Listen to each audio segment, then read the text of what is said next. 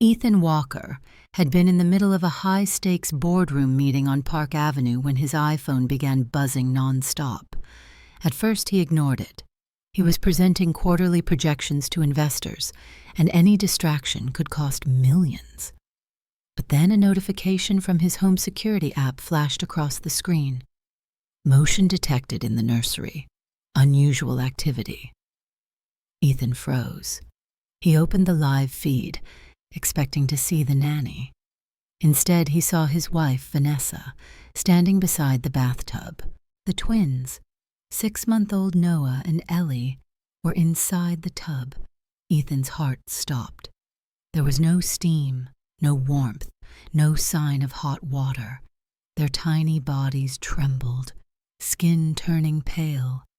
Vanessa didn't look worried. She looked indifferent, as if bathing 2 infants in cold water was normal. Ethan felt a rush of fear so sharp it nearly cut through his ribs. He excused himself mid-sentence, grabbed his Mercedes keys, and bolted from the tower. The Manhattan skyline blurred past as he sped down Fifth Avenue, every red light feeling like a threat, every second a countdown. His mind raced through every memory of Vanessa since the twins were born. Her impatience, her distant eyes, the way she avoided holding them unless someone was watching. But this was something darker, something he never imagined he'd see from the woman he married. When he finally reached the penthouse, he sprinted through the living room, past the untouched coffee on the marble counter, past the toys scattered on the white rug, until he heard it, Noah's thin, aching cry. Ethan shoved open the bathroom door, breath burning in his chest, and what he saw in that bathtub was nothing like the video, nothing like anything he ever expected from the mother of his children. Ethan froze in the doorway, unable to breathe as the scene unfolded in front of him. Noah and Ellie lay in the shallow bathwater, their tiny bodies trembling violently, their lips edging toward blue. The water was icy enough to sting when Ethan dipped his hand in. He yanked the twins out instantly, wrapping them in the nearest towels, pulling them tight against his chest, as if warmth alone could pull them back from whatever danger they'd been pushed into. Vanessa stood just a few feet away, leaning casually against the marble counter, like she was waiting for her nails to dry. "Don't overreact," she said calmly. "Cold water strengthens the immune system. European parents do it all the time." Ethan stared at her, confusion and anger twisting inside him. "They're 6 months old," he snapped. "They're shivering. Look at them." But she didn't look. Instead, she rolled her eyes and crossed her arms. "You coddle them too much. They'll grow up weak." Her voice held no warmth, no guilt, no fear. Nothing a mother should feel in a moment like this. Ethan wrapped the towels tighter around the twins, rubbing their backs, whispering to them, trying to steady their soft, panicked cries. He felt their cold skin against his neck, and the reality of what he'd walked into made his stomach twist. He stepped closer to Vanessa. "Why was the water this cold?" he demanded. She shrugged. "The heater must have been low. You know this old penthouse has issues." Ethan knew she was lying. The water wasn't lukewarm or mildly cool. It was freezing. He touched it, and her tone, the dismissiveness, the irritation at being questioned. It all made his mind spin. He made a decision. "I'm taking them to the hospital," he said, grabbing the diaper bag. Vanessa's expression shifted, tightening just enough for him to catch it. Annoyance? Fear? Something darker? She stepped toward him slowly. "If you walk out that door, you'll regret it." Her voice was low, almost threatening, and just as Ethan reached for the doorknob, the hospital would reveal something he never expected to hear. At the hospital, Ethan held Noah and Ellie close as a nurse rushed them into a pediatric exam room. Their tiny cries had softened into weak whimpers. the kind that pierced deeper than any scream. He paced in tight circles, hands shaking, replaying every second of what he'd seen in that bathroom. Cold water, Vanessa's flat stare, her threat at the door. None of it made sense. Not for a mother, not for anyone with a conscience. A pediatric specialist finally entered, a middle-aged woman with gentle eyes, but a firm, focused tone. She checked the twins' temperatures, rubbed their cold feet, and ordered warm blankets and fluids. When she finished, she turned to Ethan with an expression that made his stomach knot. "This isn't the first time," she said quietly. Ethan blinked. "What do you mean?" She sighed, pulling up the baby's medical chart on the hospital's iPad. Their recent checkups show repeated exposure to low temperatures, too low for infants this age. Their muscles show signs of stress, and these faint bruises on Ellie's arm, they're not from today. They're older. Ethan felt the room tilt. "No one told me any of this. I never saw bruises." The doctor hesitated. "Your wife brought them in for several visits. She insisted the children had unusual reactions to normal temperatures. She suggested they might have a condition that affects circulation." Ethan stepped back, pulse thundering. Vanessa had taken them to appointments without telling him. She had already begun shaping a narrative, a twisted one. "Is there anything medically wrong with them?" he asked. "No," she replied. "They're healthy babies, but someone has been exposing them to cold environments deliberately. This pattern, it's concerning." The word deliberately echoed in his skull. He felt anger burn through his fear. Someone was hurting his children, not by accident, but with purpose. The doctor placed a hand on his arm. "I'm obligated to ask, do you believe your children are safe at home?" Ethan swallowed hard. "I don't know anymore." The doctor exhaled slowly. "Then you need to take this seriously." And when Ethan returned home that night, he would find something in the nursery that made every warning suddenly, terrifyingly real. The evening of the gala arrived too quickly, and Ethan still felt the doctor's words squeezing his chest like a vice. He didn't trust Vanessa, not even for a minute, but she insisted they attend the fundraising event at the Plaza Hotel. "For appearances," she said with that polished smile everyone believed. But Ethan now feared. He didn't want a scene, not yet, not until he understood what she was truly capable of. The plaza sparkled the way only old money luxury could. Golden chandeliers, soft classical music drifting through the ballroom, gowns shimmering under warm lights. Guests mingled with champagne flutes, greeting Ethan with respect, envy, admiration. But he barely heard them. His mind stayed with Noah and Ellie, who were safely home with the nanny he trusted more than his own wife. Vanessa floated around the room like she owned it, greeting people as if everything about their family life was picture perfect. She touched Ethan's arm, leaned into him, laughed at small jokes, an actress playing the part of devoted wife flawlessly. If he didn't know better, he might almost believe her. But he kept seeing flashes of the cold water, Ellie's bruise, the doctor's face. David, his longtime assistant, approached him with a tight expression. "You okay? You look somewhere else." Ethan shook his head. "Something's wrong at home, David. Something I can't explain yet." David hesitated before lowering his voice. "Then maybe you should hear this. There are rumors Vanessa has been seen with another man near Riverside Park. Same guy, more than once." Ethan's jaw clenched. "Who?" "I don't know, but the way they talked, it didn't look innocent." The ballroom suddenly felt smaller, hotter, too loud. Ethan scanned the crowd, searching for Vanessa, but she was gone. One second she'd been chatting near the bar, the next, vanished. He pushed through clusters of guests, checked the hallway, the terrace, even the lounge near the grand staircase. Nothing. A cold ripple of dread crawled up his spine. He stepped closer to the mirrored corridor and caught a glimpse of her reflection, Vanessa standing in the far corner, with a man he'd never seen before. And the way that man touched her arm told Ethan this wasn't just a conversation. Ethan stepped back into the shadows of the hallway, the plush carpet muffling every breath he took. From where he stood, he could see Vanessa through the angled reflection of a gold-framed mirror.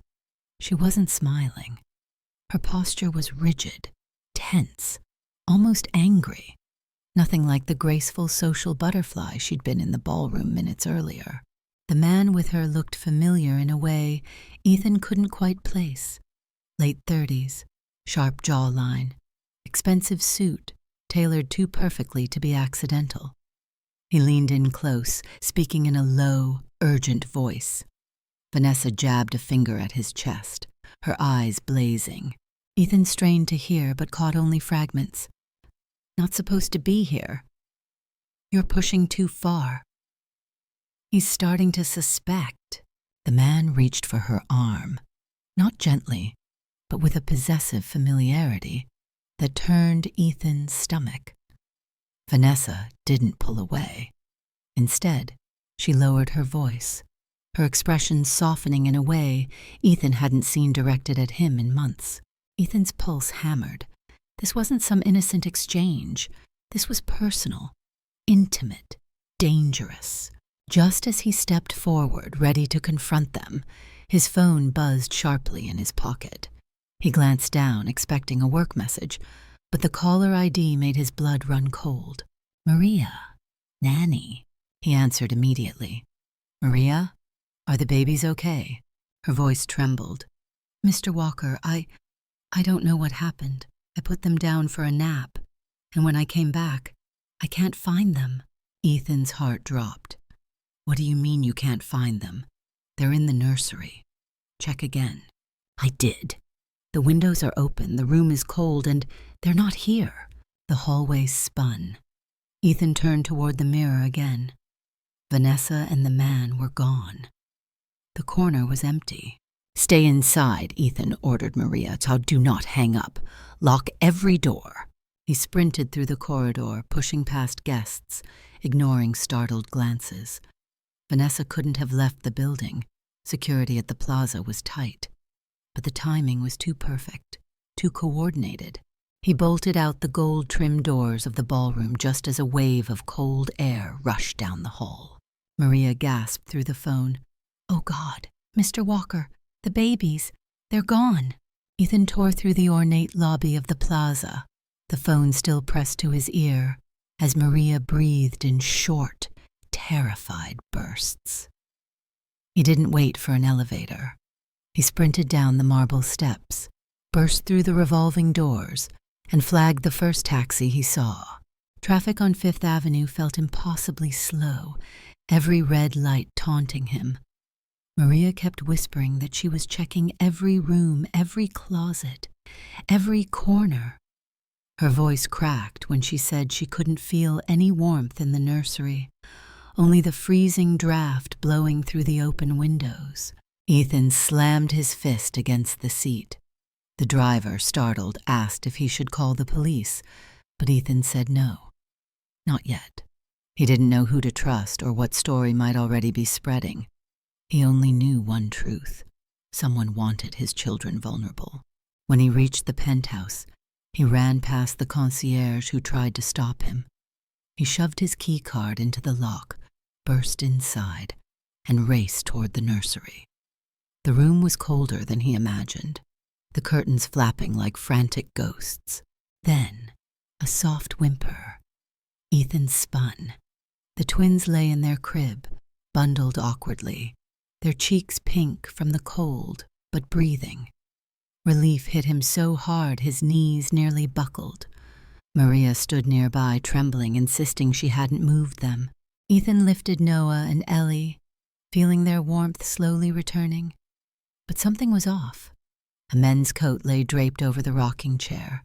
Expensive, tailored, definitely not his. He walked toward it, dread curling in his stomach. Maria shook her head, swearing no one entered, but Ethan knew this wasn't random. Someone had been here, someone who wanted access, someone connected to Vanessa. He stepped back, clutching the twins tighter, his breath sharp and uneven. This wasn't a scare. It was a message, a warning. Someone had walked into his home as if it belonged to them, someone with confidence, purpose, and intent. As he reached down to inspect the coat pocket, his fingers brushed against something that made his whole body turn to ice. He knew then everything. Ethan stared at the coat as if it were a live wire. Maria hovered behind him, clutching her hands, insisting again that she hadn't seen anyone enter the penthouse. Ethan didn't doubt her. She'd been loyal for years, but the coat didn't appear on its own. He slipped his hand into the pocket and pulled out a sleek business card. The name printed in clean black letters made his stomach twist. Dr. Lucas Grant, a pediatric specialist. He'd met him once, briefly, during a routine checkup. Nothing about the man had stood out then, but now everything about him felt wrong. Ethan placed the twins in their crib and moved through the penthouse with the tense caution of someone expecting another intruder. Every light seemed too dim, every shadow too deep. He checked the security panel. Several camera feeds were offline. That system had never failed, not once. Someone had intentionally disabled it. He grabbed his MacBook from the kitchen counter and pulled up the smart home logs. Dozens of timestamps showed manual deletions over the last month. Whoever had done it knew exactly where to look and what to erase. Just as he began searching deeper, the front door opened. Ethan spun around, heart pounding, only to see David rushing inside, breathless. "I came as soon as you called," he said. Ethan handed him the business card and explained what he'd found. David's expression hardened. "Grant isn't just any doctor. I've heard his name connected to custody disputes. He shows up when one parent wants leverage." The word struck Ethan like a punch. Leverage. Was someone trying to build a case against him? David insisted they check the cloud backups for any footage that hadn't been manually deleted. Minutes later, he looked up from the laptop, face pale. "You need to see this right now."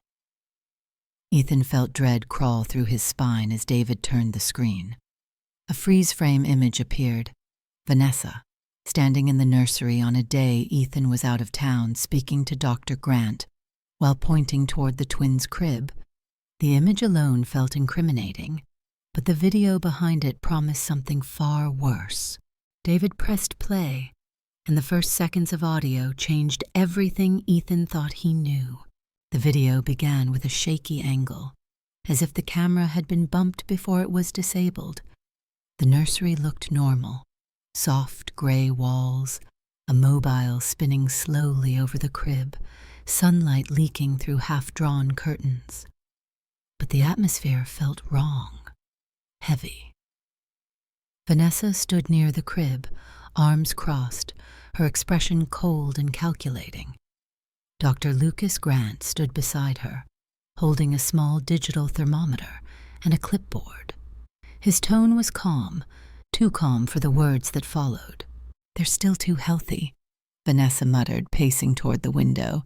"Every checkup shows they're perfectly fine.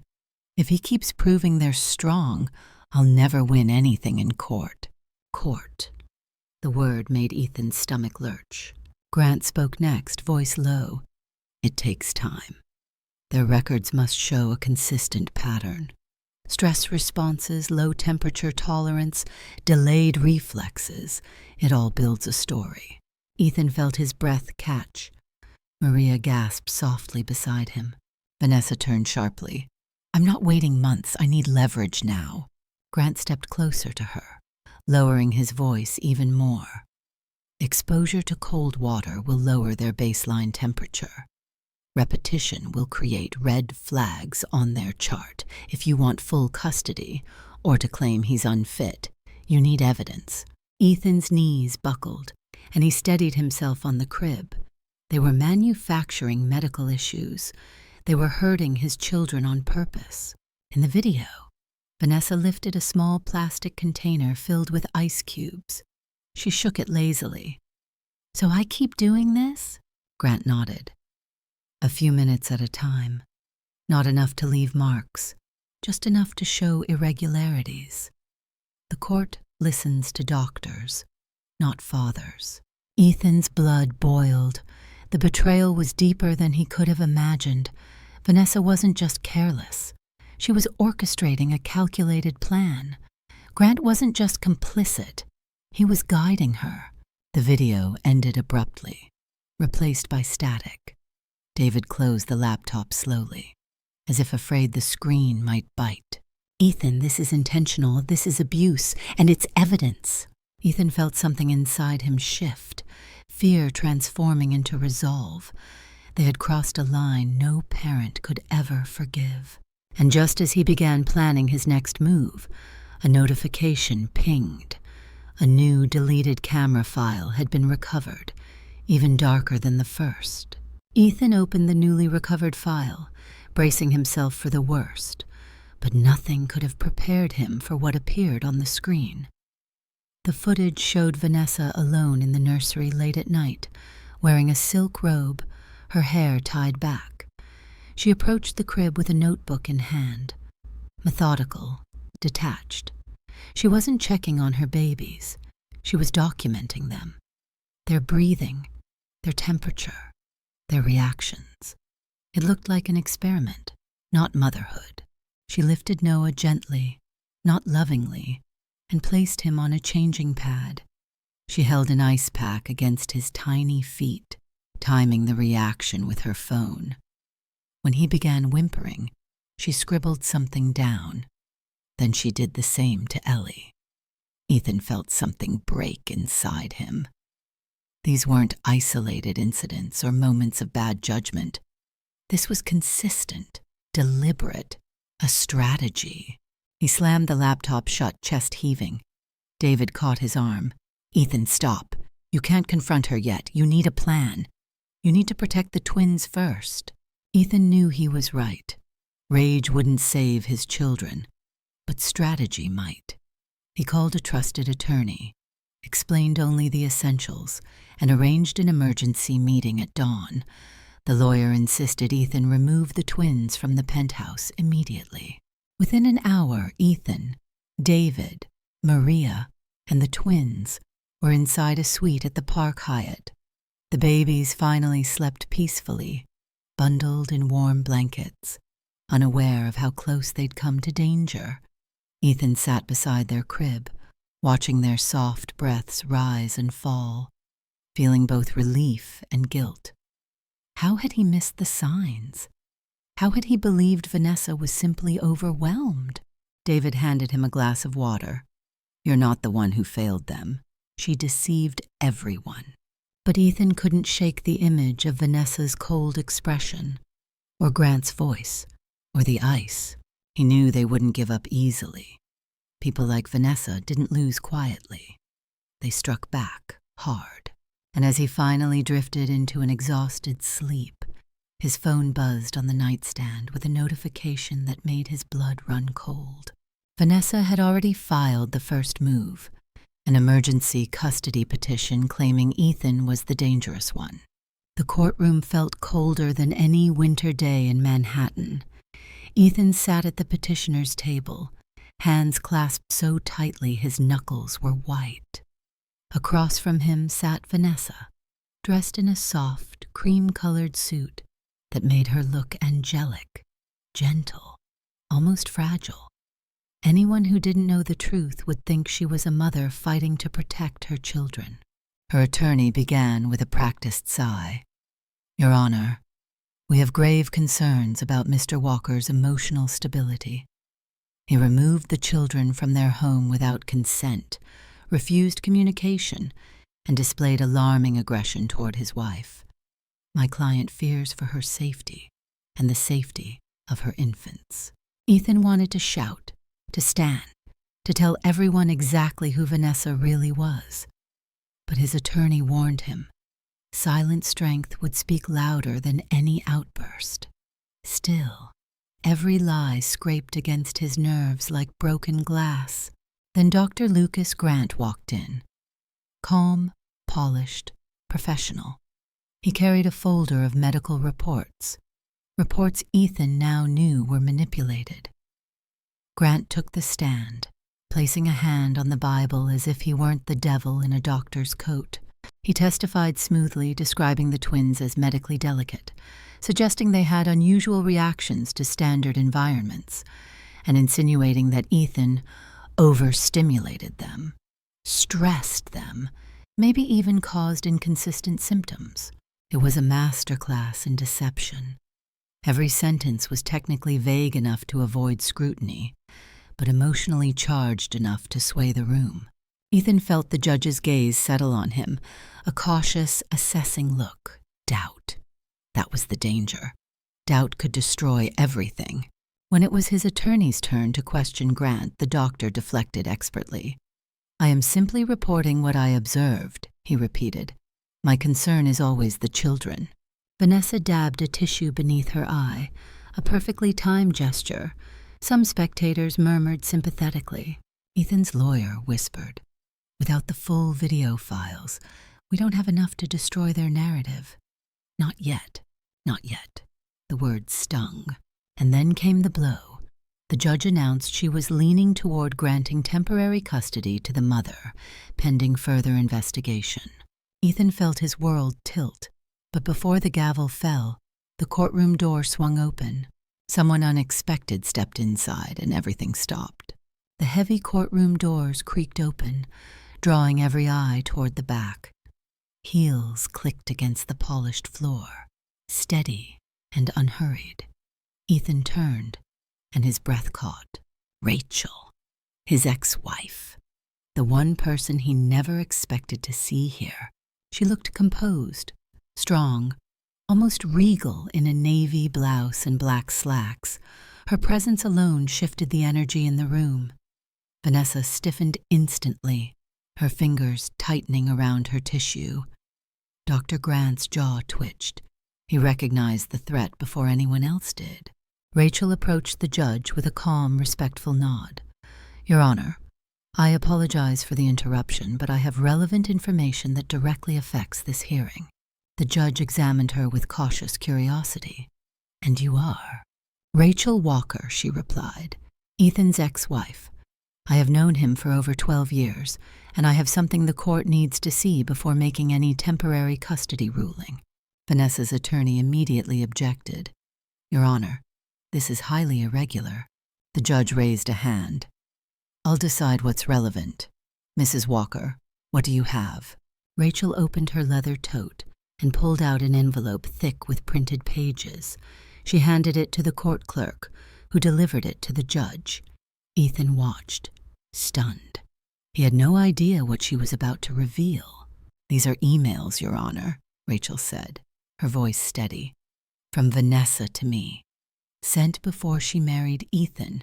She contacted me multiple times, pretending to seek advice about joining a blended family. But her messages weren't about love or children. They were about Ethan's assets, his trust fund, his company structure, and the prenuptial terms she wanted to negotiate." Vanessa's face drained of color. Rachel continued.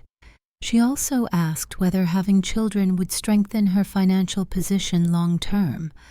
She wanted to know how having primary custody could benefit her. She joked about strategic motherhood. I didn't think much of it then, but after hearing she filed for emergency custody today, I realized these messages matter." The judge's eyebrows rose, flipping through the printed emails. "Are these authentic?" "I kept them all," Rachel said. "Timestamps, headers, everything. I can show the originals on my phone if needed." Vanessa's attorney stuttered, "Your Honor, this is taken out of context." But the judge was no longer looking at him. She was staring at Vanessa, eyes narrowed. "Given this new information," the judge said slowly, I am pausing all decisions until we fully investigate these communications. Ethan felt the first breath of hope in days. But then Rachel turned toward him, her expression shifting, as if she held one more truth he wasn't ready to hear. Rachel stepped closer to the witness stand, her eyes steady, but carrying a weight Ethan hadn't seen since the final days of their marriage. She asked the judge for permission to speak briefly, and after a tense pause, the judge granted it. Ethan braced himself. Whatever she was about to reveal wasn't simple. "Your Honor," Rachel began, folding her hands, "there's something else I believe the court should review. It concerns the twins' medical history." Vanessa's head jerked up. "What medical history?" she snapped, forgetting to soften her tone. Rachel ignored her. "Over the past 3 months, I noticed something unusual. I wasn't trying to investigate anything. I was just helping Ethan with the transition after the babies were born. But every time I visited, the twins were colder than they should have been. Their hands, their feet, sometimes their whole bodies." Ethan turned sharply. "Why didn't you tell me?" "I tried," Rachel said quietly. "But things were so tense between us. I thought I'd be overstepping. I didn't want you to think I was judging your new marriage." Ethan's chest tightened with a mix of regret and realization. Rachel continued, pulling out another folder. "A few weeks ago, I saw Vanessa at the pediatric clinic. She didn't see me. She was speaking with someone I later recognized as Dr. Grant. They were talking about baseline issues and consistent symptoms. I didn't understand then, but now, The judge leaned forward. "Are you saying the medical records might be manipulated?" Rachel nodded. "I requested the hospital to send me the standard immunization schedule for the twins. It's something I kept track of with my stepkids. When they sent the file, several entries didn't match the dates Ethan mentioned. Some visits were marked as mother only, with additional notes about temperature irregularities, notes signed by Dr. Grant." The courtroom buzzed with murmurs. Vanessa's attorney tried to object, but the judge immediately overruled. Ethan felt every hair on his arm stand on end. Grant hadn't just been coaching Vanessa. He had altered the baby's official health records. Each false entry a piece of a larger trap designed to paint Ethan as negligent or dangerous. The judge closed the folder, face stern. "These discrepancies require a full audit. Until then, no medical testimony will be considered credible." A small victory, but Ethan could sense something shifting behind him, a faint movement. David stepped in quietly, holding his phone, and whispered, "Ethan, you need to see what the audit team just uncovered." David's face was drained of all color as he handed Ethan the phone. The screen displayed an email chain. Recent, time-stamped, undeniable. Ethan felt the courtroom blur as he read the subject line, "Proposed Share Transfer Strategy." His pulse spiked. Share transfer? Strategy? He scrolled. The emails were between Vanessa and 2 minority shareholders from Ethan's tech company, people he'd trusted, people who had invested early and gained influence over time. And there, in Vanessa's sharp, calculating tone, the plan unfolded like a financial ambush. She wrote, "Once the custody ruling favors me, Ethan's emotional instability will undermine his leadership position. The board will be forced to reconsider his role." Another message followed. "If Dr. Grant's reports continue as planned, the narrative of Ethan being overwhelmed and negligent becomes stronger. Once he steps down temporarily, the shares can be redistributed as discussed." Ethan's jaw clenched. She wasn't just trying to steal his children. She was trying to take his entire company, his life's work. David whispered, "There's more. Scroll down." The next email chilled him. "I will convince Ethan to place the twins' trust shares under my authority for stability." Once guardianship is granted, I'll have full control. After that, restructuring the company will be simple." Vanessa sat across the courtroom watching him, her expression stretching into a thin, knowing smirk. She could tell he'd read it. She could tell the knife had landed exactly where she wanted. Ethan turned to his attorney, voice shaking. "Can we introduce this?" His lawyer nodded grimly. "This isn't just personal. This is corporate conspiracy. The judge needs to see it immediately." As the judge reviewed the emails, her face hardened. She looked up at Vanessa with sharp, pointed disbelief. The courtroom felt suddenly electric, every spectator sensing the shift, the unraveling of Vanessa's carefully constructed lies. Vanessa's attorney stammered, scrambling for an objection, but the judge silenced him with a single raised hand. "This," she said firmly, "is evidence of manipulation far beyond a custody dispute. It suggests premeditated intent to destabilize Mr. Walker's professional and personal life." Ethan exhaled shakily. He was finally turning the tide. But before relief could settle, Vanessa stood up suddenly and announced she had one final piece of truth to reveal. Vanessa rose from her seat with a smooth, almost theatrical grace, the kind that made people lean in without realizing they were being manipulated. Her attorney tried to pull her back down, whispering urgently, but she brushed him off and faced the judge with trembling lips. Fake trembling, the kind Ethan had seen too many times to mistake. "Your Honor," she said, voice cracking just enough to sound believable, "I've stayed quiet to protect this family. But if everyone here is determined to paint me as a monster, then I have no choice but to tell the truth." The judge frowned. "Proceed." Vanessa reached into her designer purse and pulled out a glossy manila envelope. She opened it slowly, dramatically, like she wanted the whole room to hold its breath. Inside were printed photos, dozens of them. She handed them to the bailiff, who delivered them to the judge. Ethan felt a flicker of panic. What now? The judge's eyes narrowed as she flipped through the images. She lifted one, holding it toward Ethan. He felt his heart stop. It was a photo of him in the hospital weeks ago, leaning over Rachel, who had been comforting him during a stressful night with the twins. But in the picture, it looked intimate, too intimate. Rachel's hand on his arm, his face close to hers, cropped carefully, intentionally, removing context. Vanessa's voice trembled with righteous betrayal. "Ethan has been emotionally involved with his ex-wife behind my back. While I was home caring for newborns, he was at the hospital with her. I didn't want to expose this, but he's trying to take my children away. And I won't let lies win." The courtroom erupted in whispers. Even Ethan's lawyer stiffened. Vanessa continued. "These photos prove instability, deceit, inappropriate emotional entanglement. What kind of father ignores his wife, sneaks around with his ex, and then kidnaps his own children in the middle of the night?" Ethan stood abruptly. "Those pictures are manipulated. You cropped out the babies. I was there for them, not for anything else."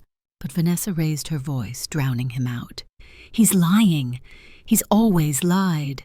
The judge banged her gavel. "Enough!" For a terrifying moment, the tide seemed to turn back in Vanessa's favor. Doubt returned to the judge's eyes. The spectators murmured in sympathy toward her. Even Dr. Grant looked smug. Then, David's phone buzzed again.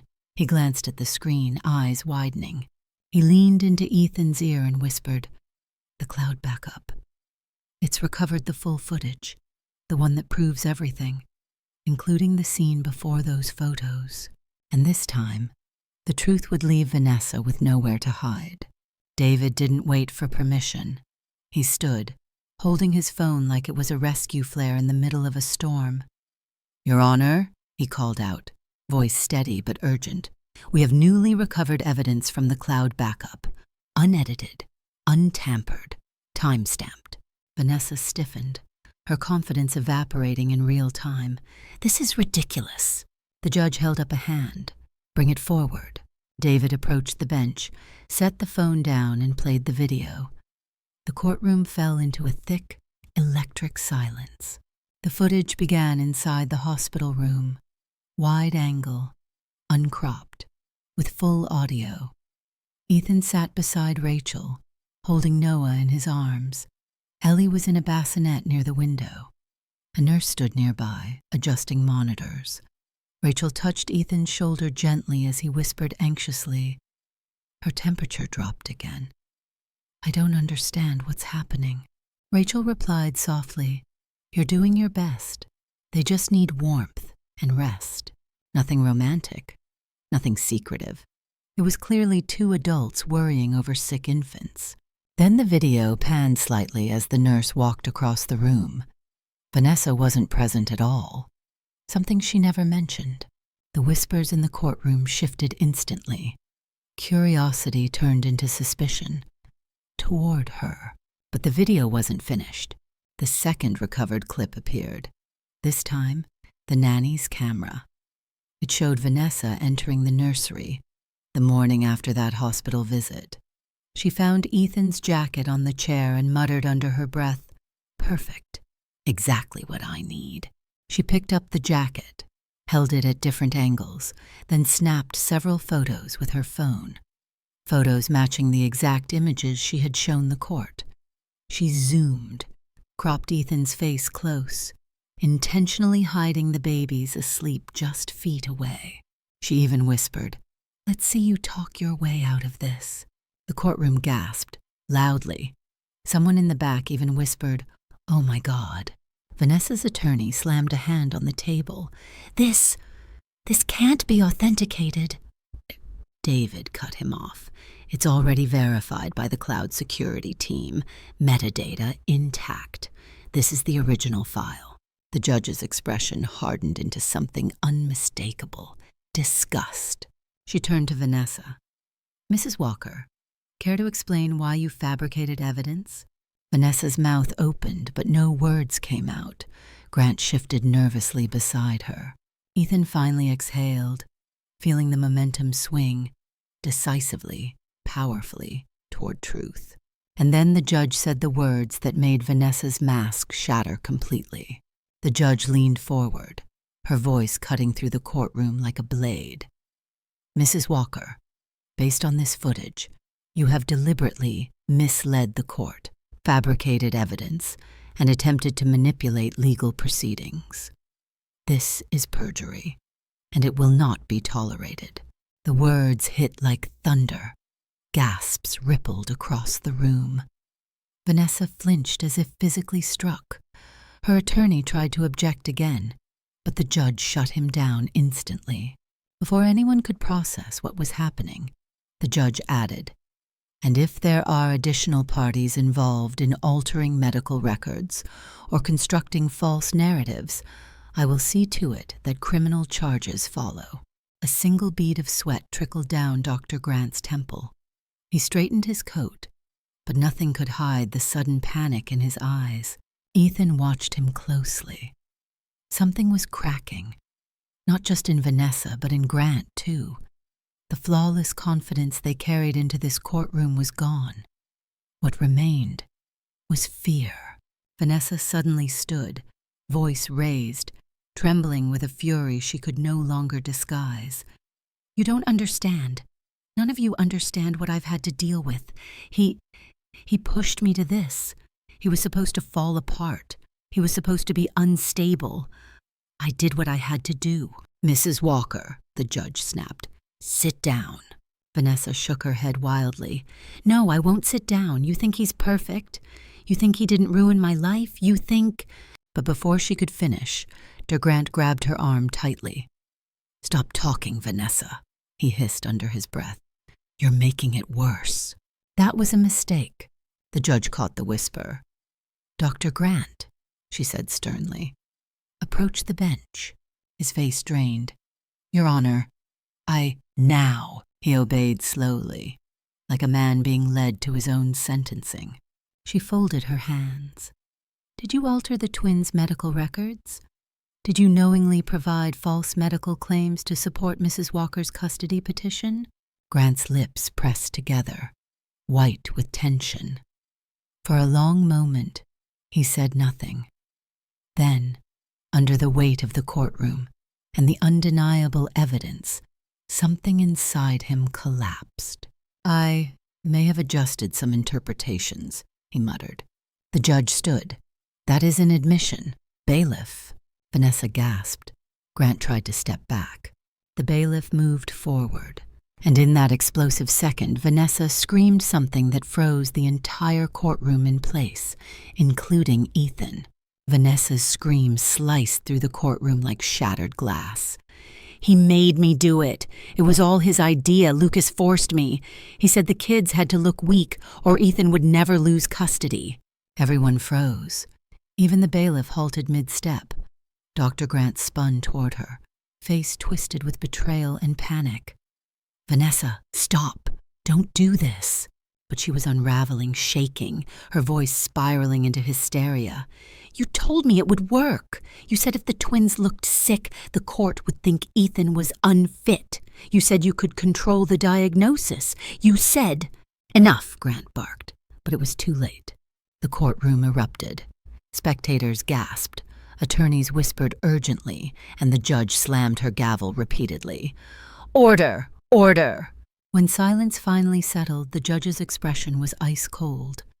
Bailiff, she commanded, take Dr. Grant into custody and detain Mrs. Walker for questioning regarding medical fraud, endangerment of minors, and attempted parental alienation. Vanessa staggered back, shaking her head violently as the bailiff approached her.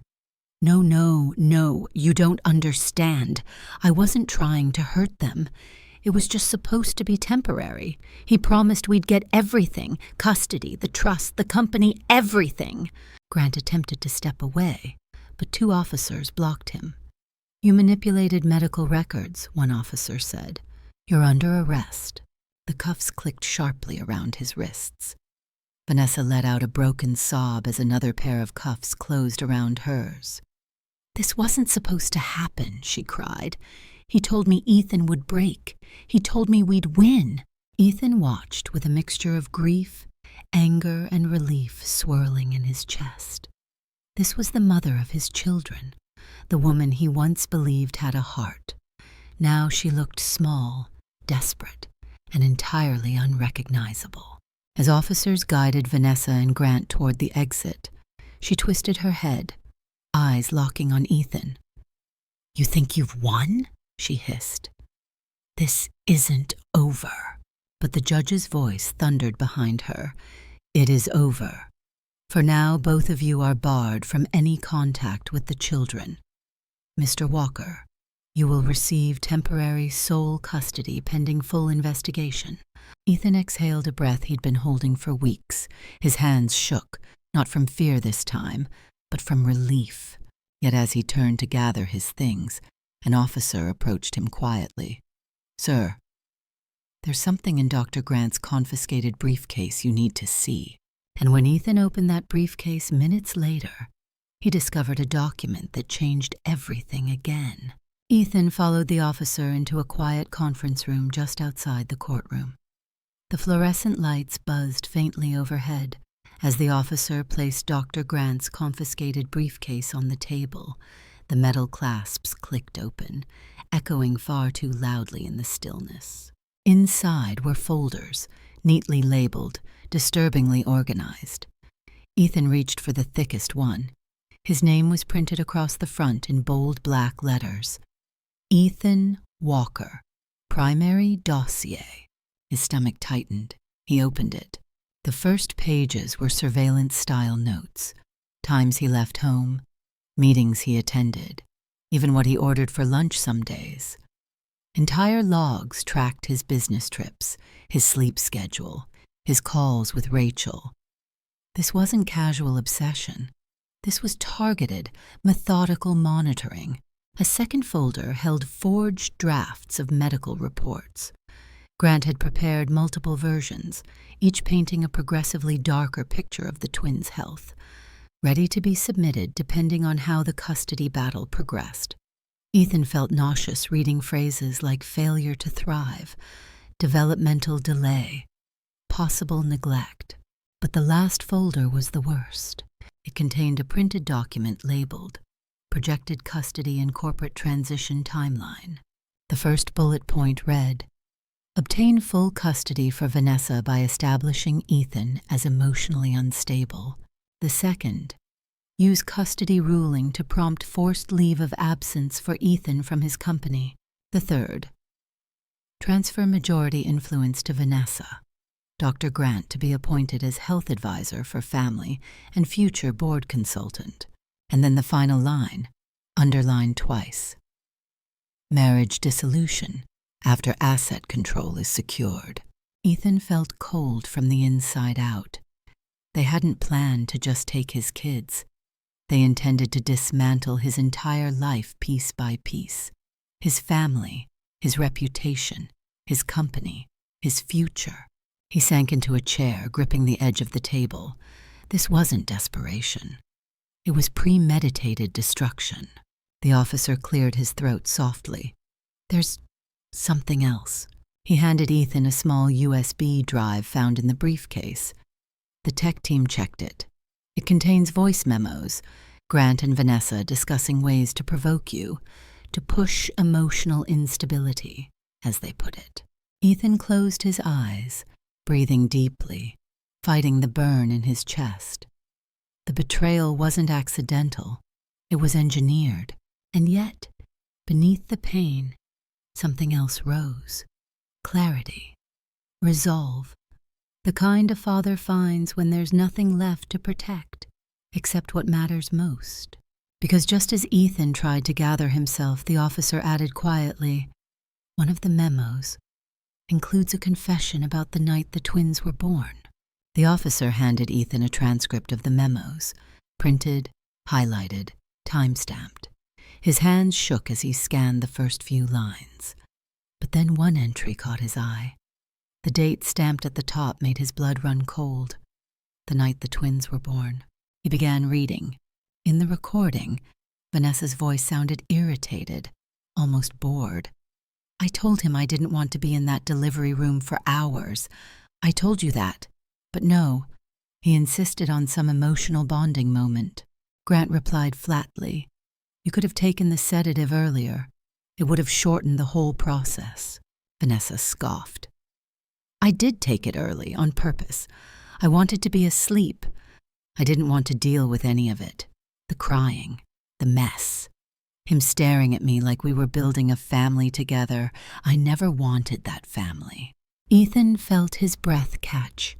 He remembered that night, her drifting in and out, barely awake. Missing the moment he held each baby for the first time. He thought she was exhausted, overwhelmed. Now he learned she chose not to be present. Another line hit even harder. If he'd been a few minutes later, you could have taken them straight to observation, she whispered in the memo. Then everything could have started earlier, establishing the medical concerns. But no, he showed up too soon. Grant responded, It doesn't matter, he trusted you. That was the leverage. Ethan closed the folder, his jaw tight, heart pounding. They'd tried from day one, from the very first breath his children took. His lawyer entered the conference room quietly. Ethan, the judge has reviewed everything. She's ready to reconvene. Ethan stood. This time he felt no fear, just purpose, grit, the unmistakable clarity of a father who had reached his breaking point and moved past it. Back in the courtroom, the judge addressed him directly. Mr. Walker, in light of the overwhelming evidence of manipulation, fraud, and endangerment, you are granted full custody of Noah and Ellie, effective immediately. Vanessa let out a guttural cry, struggling against her cuffs. Dr. Grant stared at the floor, defeated. The judge continued. Furthermore, your parental rights remain fully intact, and we will recommend a full criminal investigation into all parties involved. For the first time in weeks, Ethan felt air reach his lungs. But as he prepared to leave with his children, the judge added one final instruction, one that would change the direction of his life moving forward. The judge adjusted her glasses, her tone softening, not toward Vanessa, but toward Ethan. "Mr. Walker," she said, "you and your children will require a period of healing. I strongly advise you to relocate temporarily, somewhere stable and calm, away from all this disruption. You deserve a safe space to rebuild." It wasn't a legal order. It was compassion disguised as instruction. Ethan nodded, feeling the weight of the last few months settle into something finally manageable, something survivable. A week later, he moved Noah and Ellie into a brownstone in Brooklyn Heights, a quiet street with soft morning light and neighbors who smiled without knowing his name. For the first time since the twins were born, peace didn't feel like a distant fantasy. It felt possible. The first night there, after the twins fell asleep in their warm crib, Ethan sat on the small balcony overlooking tree-lined streets. A gentle breeze brushed his face.